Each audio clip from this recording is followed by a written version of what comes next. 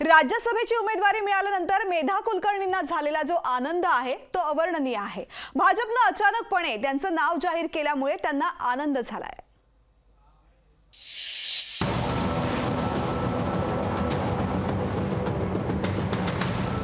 राज्यसभेची उमेदवारी मिळाल्यानंतर मेधा कुलकर्णींना झालेला आनंद त्यांच्या चेहऱ्यावर स्पष्ट दिसत होता। मेधा कुलकर्णींना मिळालेली राज्यसभेची उमेदवारी एक प्रकारे त्यांना मिळालेलं राजकीय जीवदान मानलं जातंय। मेधा कुलकर्णींची भाजप श्रेष्ठींना आठवण होती हेच या निमित्तानं अधोरेखित झालंय। मेधा कुलकर्णी 2009 आणि 2014 अशा 2 टर्म आमदार होत्या। 2019च्या विधानसभा निवडणुकीत मेधा कुलकर्णींना विधानसभेची उमेदवारी नाकारण्यात आली। मेधा कुलकर्णींऐवजी चंद्रकांत पाटलांना कोथरूडमधून उमेदवारी दिली। विधान परिषदेसाठीही मेधा कुलकर्णींचा विचार झाला नाही। चंद्रकांत पाटलांकडून झालेल्या राजकीय कोंडीबाबत त्यांनी जाहीर नाराजी व्यक्त केली होती। नितीन गडकरींनी मेधा कुलकर्णींच्या घरी भेट दिली होती। 2024च्या विधानसभा निवडणुकीत उमेदवारी मिळण्याची शक्यता धुसर झाली होती। 2019 नंतर मेधा कुलकर्णींचं राजकीय पुनर्वसन झालं नव्हतं। त्यांचं राजकीय पुनर्वसन करण्याऐवजी त्यांच्या राजकीय वनवासाचीच सोय त्यांच्या राजकीय विरोधकांनी केली होती। आता राज्यसभेवर जाण्याचा मार्ग सुकर झाल्यानंतर यावर त्यांनी फारसं भाष्य करणं टाळलंय।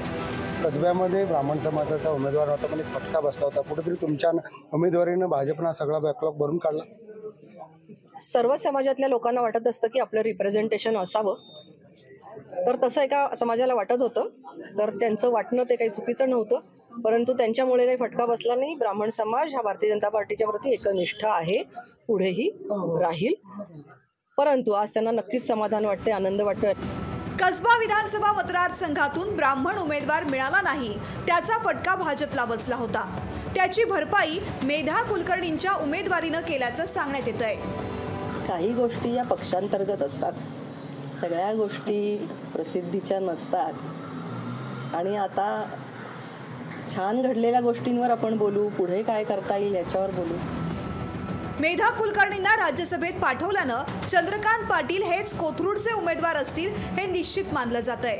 मेधा कुलकर्णींच्या रूपानं पुण्यातील ब्राह्मण समाजाला प्रतिनिधित्व देऊन पुणेकरांचा राग कमी करण्याचा प्रयत्न केला गेलाय। भाजपला त्यात यश आलंय का हे येत्या लोकसभा आणि विधानसभा निवडणुकीत स्पष्ट होणार आहे। चंद्रशेखर भांगे, लोकशाही मराठी, पुणे। लोकशाही मराठी ऐका, पहा, जागरूक रहा।